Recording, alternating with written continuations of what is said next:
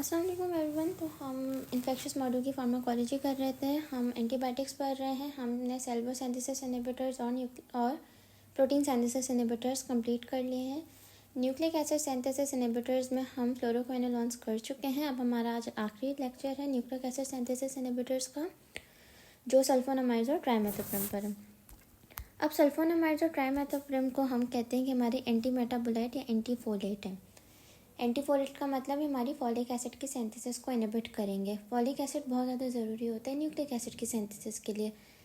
अगर folic acid नहीं है तो न्यूक्लिक एसिड की सिंथेसिस नहीं होगी, न्यूक्लिक एसिड नहीं बनेगा तो जो भी ऑर्गेनिज्म है, जो भी सेल है, ना सिर्फ बैक्टीरियल सेल, बॉडी का भी कोई भी सेल है, अगर उसको फॉलिक एसिड प्रॉपरली नहीं मिल रहा तो वो सेल डिग्रेड हो जाएगा, ख़त्म हो जाएगा। ठीक है। अब बेसिकली दोनों ड्रग्स जो हैं वो हम अकेले भी दे सकते हैं, बट अगर हम अकेले देंगे तो रेजिस्टेंस ज़्यादा होगी, तभी हम दोनों ड्रग्स को हमेशा कॉम्बिनेशन देते हैं ताकि इनका सिनर्जिस्टिक एक्शन हमें देखने को मिले। सिनर्जिस्टिक एक्शन का मतलब है कि और ज़्यादा एफिशिएंट हमें इनका एक्शन दिखे, और जब हम कॉम्बिनेशन में देंगे तो रेजिस्टेंस भी कम होगी। सल्फोनामाइड्स की फार्माकोकाइनेटिक्स के बारे में कहा जाता है हमारी थोड़ी वीकली एसिडिक ड्रग है और ये हमारी यूरिन में एलिमिनेट होती है। आपने ये चीज़ पढ़ी होगी जर्नल फार्माकोलॉजी में कि एसिडिक ड्रग्स को अल्कलाइन यूरिन चाहिए होती है एक्सक्रीट आउट होने के लिए, और अल्कलाइन ड्रग्स को एसिडिक यूरिन चाहिए होती है एक्सक्रीट आउट होने के लिए। अब सल्फोनामाइड हमारी एसिडिक है तो उसको अल्कलाइन यूरिन चाहिए होगी, तभी वो सही से एक्सक्रीट आउट हो जाएगी। बट अगर एसिडिक यूरिन है तो फिर इसकी सॉल्युबिलिटी थोड़ी कम हो जाएगी और फिर ये प्रेसिपिटेट हो जाएगी इन योर किडनी और आपको रीनल स्टोन्स बना देगी। तो आपको ये पॉइंट याद रखना है कि आपकी सल्फोनामाइड एसिडिक ड्रग है तो अल्कलाइन यूरिन में ही एक्सक्रीट आउट होगी। अगर उस बंदे की ड्रग एसिडिक होगी तो सल्फोनामाइड प्रॉपर्ली एक्सक्रीट आउट नहीं होगी और प्रेसिपिटेट हो जाएगी, एक्यूमुलेट हो जाएगी किडनी में in the form of renal stone. साथ ही साथ इट रिजेंबल्स पैरामाइनोबेंजोइक एसिड। ये पॉइंट आपको याद रखना है कि इट रिजेंबल्स पैरामाइनोबेंजोइक एसिड। अब जो हमारी सल्फोनामाइड्स है ना, वो पैरामाइनोबेंजोइक एसिड के साथ कॉम्पिटिटिवली इनहिबिशन वाला प्रोसेस को फॉलो कर रही होती है। अगर हमारा पैरामाइनोबेंजोइक एसिड ज़्यादा है तो सल्फोनामाइड कोई काम नहीं कर सकेगी। ठीक है। तो आपको ये चीज़ याद रखनी है कि इट रिजेंबल्स पैरामाइनोबेंजोइक एसिड और साथ कंपटीशन चल रहा होता है। ठीक है। बाकी सारी सेम चीज़ें ही हैं कि हाफ़ लाइफ 10 से 12 घंटे है, टिश्यूज़ में पेनिट्रेट करती है, हेपेटिक मेटाबॉलिज्म होता है और सॉल्युबिलिटी इसकी ज़रा कम है, तो आप हमेशा 3 सल्फोनामाइड्स को साथ दे रहे होते हो, यानी ट्रिपल सल्फा। ये हमारे प्लाज्मा प्रोटीन्स के साथ बाइंड हो जाती है। प्लाज्मा प्रोटीन्स के साथ बहुत सारी दूसरी ड्रग्स, फॉर एग्जांपल वारफरिन, वो भी बाइंड हुई भी होती है, और मोस्ट इम्पॉर्टेंटली हमारा ब्लू रिबन बाइंड हुआ होता है। अब अगर एक बंदा है जिसको हम स्पेशली बच्चों में अगर हम सल्फोनामाइड देते हैं ना, तो सल्फोनामाइड खुद प्लाज्मा प्रोटीन के साथ लग जाती है और बिलोरुबिन को डिटैच कर देती है। जब बिलोरुबिन प्लाज्मा प्रोटीन से डिटैच हो जाएगा तो ब्लड में बिलोरुबिन का अमाउंट ज़्यादा हो जाएगा और बच्चों को जॉन्डिस होगा। तो ये पॉइंट भी आपको याद रखना है। जब हम साइड इफ़ेक्ट्स पढ़ेंगे तो मैं वापस इसको पढ़ा दूँगी, बट अभी आप इतना याद रखें कि it binds to plasma proteins at the sites shared by bilirubin and other drugs. Classification आसान सी है, short acting, intermediate acting, long acting. Short में सल्फिसॉक्साजोल आ रही है, इंटरमीडिएट में सल्फमेथॉक्साजोल और लॉन्ग एक्टिंग में सल्फाडॉक्सिन। मैकेनिज्म ऑफ एक्शन देखें। मैकेनिज्म ऑफ एक्शन में हमारा पैरामाइनोबेंजोइक एसिड होता है जो कन्वर्ट होगा डायफॉलिक एसिड में, फिर डायफॉलिक टेट्राफॉलिक में, और अल्टीमेटली प्यूरीन्स बनेंगे और फिर डीएनए। तो इस तरीके से हमारा पूरा न्यूक्लिक एसिड की सिंथेसिस हो रही होती है, डीएनए की सिंथेसिस हो रही होती है। पाबा को डाईहाइड्रोफोलिक एसिड में कन्वर्ट करने के लिए हमें एक एंजाइम चाहिए, डाईहाइड्रोप्टेरेट सिंथेस, और डाईहाइड्रोफोलिक एसिड को टेट्राहाइड्रोफोलिक एसिड में कन्वर्ट करने के लिए हमें एंजाइम चाहिए, डाईहाइड्रोफोलेट रिडक्टेज। अब बेसिकली जो सल्फोनामाइड ड्रग है वो इस एंजाइम को इनहिबिट कर देगी। जब ये एंजाइम इनहिबिट होगा तो आगे कुछ भी नहीं हो सकेगा, और ट्राइमेथोप्रिन डाईहाइड्रोफोलेट रिडक्टेज एंजाइम को इनहिबिट कर देगी, जिसकी वजह से आगे कुछ नहीं हो पाएगा। अल्टीमेटली दोनों ड्रग्स हमारे न्यूक्लिक एसिड को सही से सिंथेसाइज नहीं होने दे रही।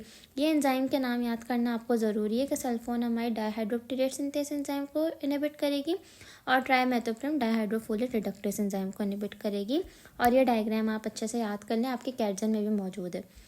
अब हमारी मेन बात आती है कि सल्फोनामाइड पाबा के साथ compete कर रही है। देखें, अगर पाबा ज़्यादा होगा तो ये पूरा रिएक्शन प्रोसीड हो जाएगा। भले आप सल्फोनामाइड्स ले रहे हो, बट अगर पाबा ज़्यादा है तो ये पूरा प्रोसेस हो जाएगा। तो सल्फोनामाइड को ज़्यादा होना चाहिए पाबा से, तभी वो इन सारी चीज़ों को इनहिबिट कर सकेगी, अदरवाइज़ कुछ फ़ायदा नहीं होगा सल्फोनामाइड्स लेने का। तो आपको ये चीज़ क्लियर हो जानी चाहिए कि sulfonamide resembles PABA and it competes with PABA. Sulfonamide किसे इनहिबिट कर रही है? डायहाइड्रोप्टेरेट सिंथेज को। ट्राइमेथोप्रिम किसको इनहिबिट कर रहा है? डायहाइड्रोफोलेट रिडक्टेज को।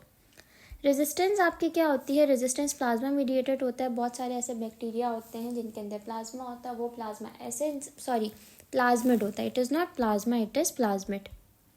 तो बहुत सारे बैक्टीरिया में हमारे पास एक स्पेशल स्ट्रक्चर होता है which is called plasmid. Plasmid ऐसे एंजाइम्स बना रहा होता है जो ड्रग्स को डिग्रेड कर देता है। साथ ही साथ हमारे इंट्रासेलुलर ड्रग एक्यूमुलेशन नहीं हो रही, यानी बैक्टीरिया सेल में इतनी ड्रग जा ही नहीं रही कि वो काम कर सके। ठीक है।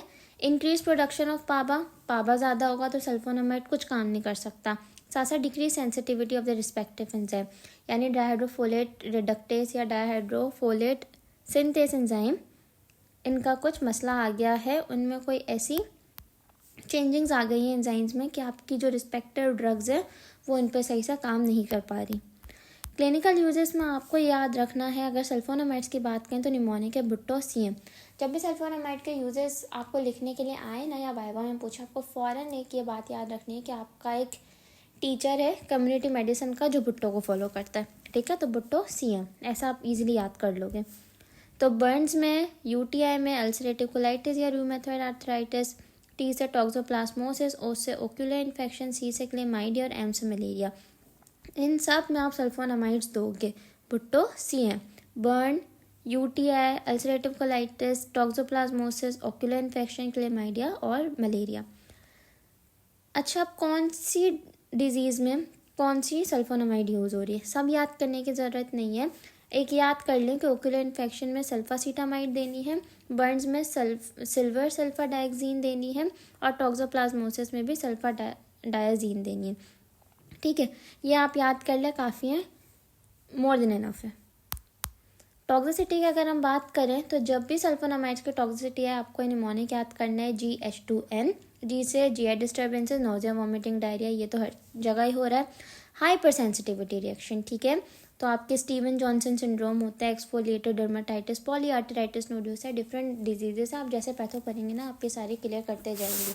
अभी बस नाम याद कर लें कि हाइपर सेंसिटिविटी अगर हो जाएगी सल्फोनामाइड से तो Steven Johnson syndrome, exfoliated dermatitis और पॉलीआर्टराइटिस नोडुलसा हो जाएगा। दूसरा एच से हीमोटॉक्सिसिटी, मैंने आपको पहले ही बताया था कि फोलिक एसिड हर सेल के न्यूक्लिक एसिड की सिंथेसिस के लिए बहुत ज़रूरी है। अगर फोलिक एसिड इनहिबिट हो रहा है, ठीक है, फॉलिक एसिड की सिंथेसिस इनहिबिट हो रही है तो ना सिर्फ बैक्टीरियल सेल मरेगा, आपकी नॉर्मल बॉडी सेल्स भी मरेंगे और मोस्ट स्पेसिफिकली आपके जो ब्लड सेल्स हैं वो कम होंगे।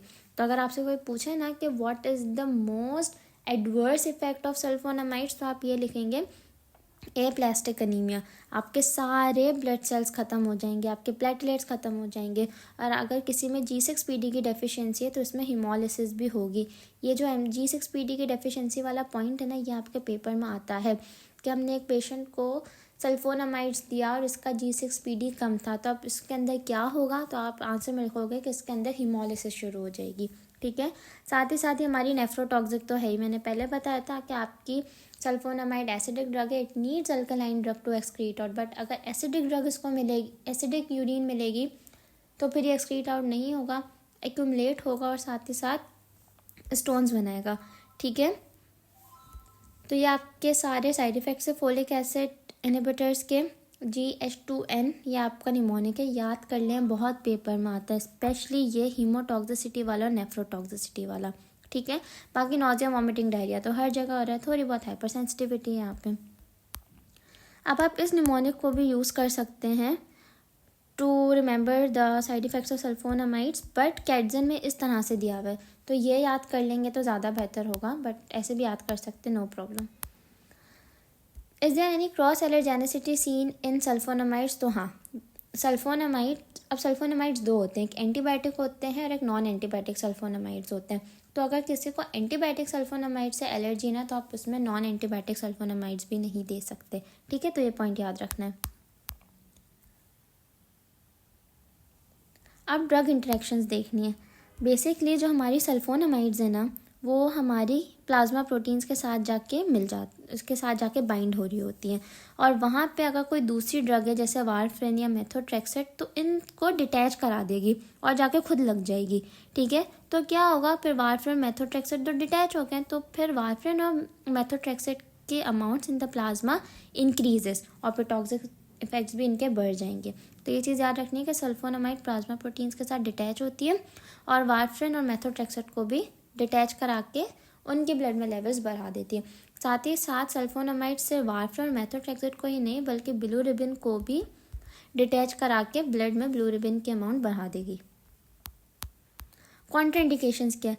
आप कभी भी सल्फोनामाइड प्रेग्नेंट लेडी में नहीं दोगे अगर वो 3rd ट्राइमेस्टर में। क्यों? क्योंकि सल्फोनामाइड आपका प्लेसेंटा से क्रॉस करते हुए बेबी तक पहुंच जाएगी और बच्चे के अंदर जो प्लाज्मा प्रोटीन्स हैं उसमें से बिलिरुबिन को डिटैच कर देगी और बच्चे में बिलिरुबिन लेवल्स बहुत ज़्यादा बढ़ जाएंगे, जॉन्डिस हो जाएगा और कैनिकटेरस होना शुरू होगा। तो जब बच्चा पैदा होगा ना, उसको झटके आ रहे होंगे, उसकी बॉडी अकड़ जाएगी क्योंकि वो कैनिकटेरस को सफ़र कर रही होगी। तो ये याद रखना, ये बहुत MCQ में आता है कि सल्फोनामाइड प्रेग्नेंट लेडीज़ में कॉन्ट्राइंडिकेटेड क्यों है इन द 3rd ट्राइमेस्टर। तो आप इन बताओगे कि वो फीटस तक पहुंच जाएगी, फीटस के प्लाज्मा प्रोटीन्स के साथ खुद अटैच हो जाएगी और बिलिरुबिन को डिटैच करा देगी और फीटल ब्लड में बिलिरुबिन का अमाउंट बढ़ जाएगा और फिर बच्चे को जॉन्डिस और अल्टीमेटली फिर कैनिकटेरस होना शुरू हो जाएगा। साथ ही साथ if they are contraindicated in the people who have deficiency of G6PD, तो जब G6PD की डेफिशिएंसी वाले में सल्फोनामाइड्स दे दोगे तो एक्यूट हिमोलिसिस शुरू हो जाएगी। अब बेसिकली हमने सल्फोनामाइड्स कंप्लीट कर लिया।